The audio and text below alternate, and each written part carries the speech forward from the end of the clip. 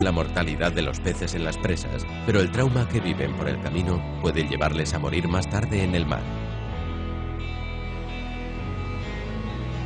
Los adultos que vuelven para desovar pueden utilizar escalas artificiales para pasar por encima de la presa.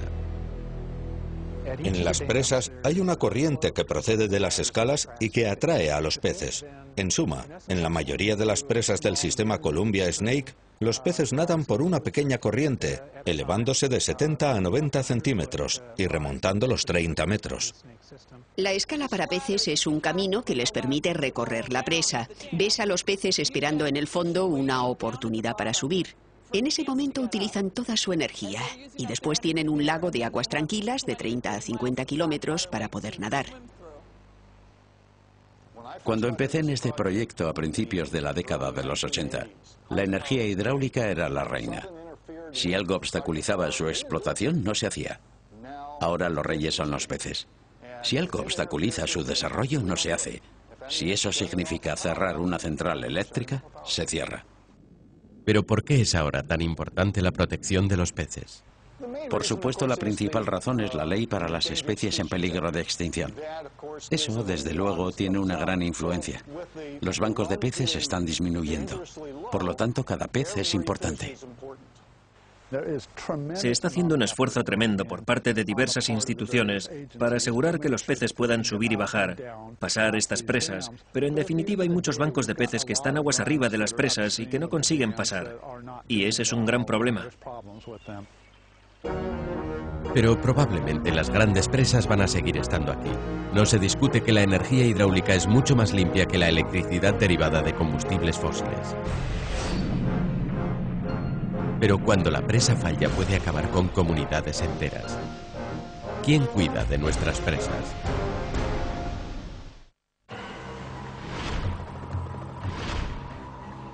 Inundación. Una de las fuerzas de la naturaleza más potente y más destructora de vida y bienes. En una zona de frecuentes inundaciones, uno de los puntos a favor de la presa es su capacidad para contener una arremetida de agua.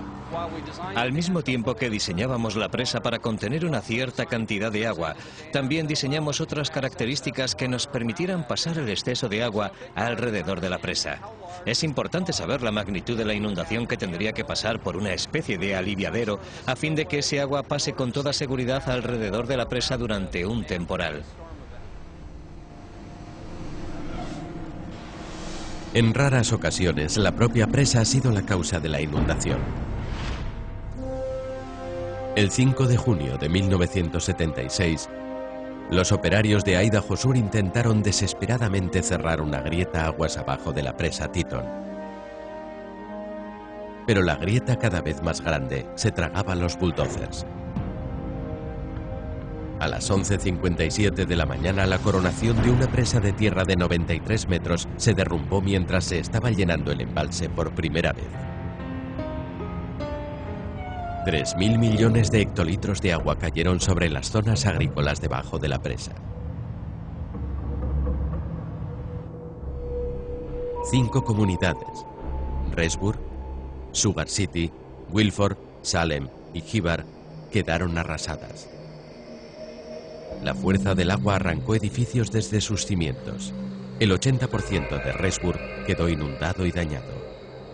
La comunidad ribereña de Sugar City prácticamente desapareció. La inundación mató a 11 personas y a 16.000 cabezas de ganado, y los daños en las propiedades ascendieron a cientos de millones de dólares. La pérdida de vidas habría sido aún mayor si no hubiera dado tiempo a evacuar. La presa Teton había sido diseñada por la Oficina de Recuperación, un departamento del Ministerio del Interior que tiene ya más de un siglo de existencia. Este departamento supervisa proyectos de desarrollo de agua en la zona oeste de Estados Unidos y ha construido 600 presas, entre ellas las de Hoover y Grand Coulee. Entre todas las presas construidas por este departamento, el derrumbamiento de Teton es su única mancha negra. La investigación que se abrió reveló que fueron 3 causas las que provocaron la catástrofe. En la base había fisuras abiertas. Durante el diseño se tendría que haber prestado más atención a estas condiciones. La materia de base, la materia disponible en la zona era todo un reto. Se trataba de cieno, que es altamente erosivo, por eso hay que protegerlo con mucho cuidado. Y el tercer factor que contribuyó en la catástrofe fue que no se tomaron las medidas defensivas suficientes, que ahora, al construir presas de terraplén, siempre se toman, para mantener la tierra del terraplén en su lugar. El accidente de Teton provocó un gran impacto en el gobierno federal, que fue consciente de que había que ocuparse más de esta tremenda infraestructura. Había que prestarle más atención.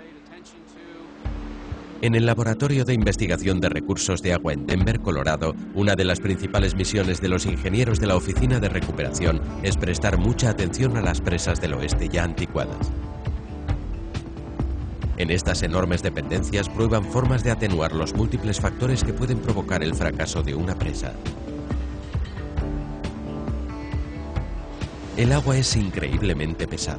Las presas dirigen su carga de agua a los cimientos. El agua ejerce más de 7.000 kilos de presión por metro cuadrado a la base de una presa, el tamaño de la presa Teton.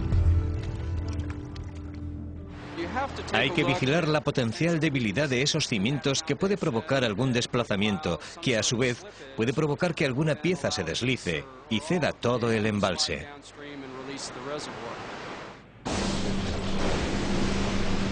Podemos encontrarnos con posibles tormentas que los diseñadores originales no previeron y que, en tal caso, cargarían la coronación de la presa con una cantidad de agua excesiva, lo que podría provocar la erosión de la cara a aguas abajo.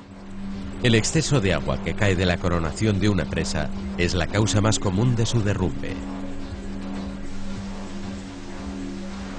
Los aliviaderos son las estructuras de máxima importancia a la hora de manejar la liberación de agua alrededor de la presa, sobre todo en caso de grandes tormentas. El aliviadero es básicamente un canal seguro para evacuar el agua alrededor de la presa y devolverla aguas abajo. En la instalación de Denver, los ingenieros están probando un tapón fusible, una compuerta de tierra diseñada para permitir pasar al agua en una inundación. El agua normalmente no pasa por este canal de desagüe, a no ser que haya una gran inundación. Y cuando hay una gran inundación, todos los diques actuarán de la forma prevista para abrir esa sección del canal de desagüe.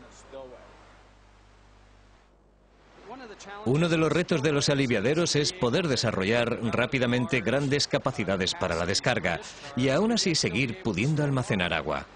Y una de las formas pueden ser los aliviaderos con compuertas, pero construir un gran aliviadero con compuertas es muy caro. En tanto que si pudiéramos reemplazar esas compuertas por un muro de construcción con el que pudiéramos saber con exactitud cuándo habría excesiva agua, cómo abriría una brecha y saber exactamente cómo desempeñaría su función, entonces tendríamos una solución mucho más barata. Con el 90% de sus presas con casi medio siglo, la Oficina de Recuperación prueba la fuerza del hormigón en cada presa cada 10 o 15 años. Un buen hormigón seguirá reforzándose con el paso del tiempo. En algunos casos, como heladas y deshielos, donde hay abrasión, tenemos que vigilar esos puntos y monitorizarlos a lo largo del tiempo. El hormigón sigue hidratándose lentamente con el paso de los años, absorbiendo agua y formando redes cristalinas que le dan fuerza. Tras un periodo de 50 años, el hormigón de una presa puede llegar a ser un 250% más fuerte. Normalmente probamos en nuestra máquina de 136 toneladas los núcleos más pequeños. Hoy tenemos un núcleo que fue tomado para el programa de pruebas que hacemos cada 15 años y que ahora tendrá unos 20 años. El objetivo de la prueba es comprobar cuánta fuerza de compresión puede soportar hasta que falle, y esa será la máxima carga que se pueda aplicar a ese hormigón.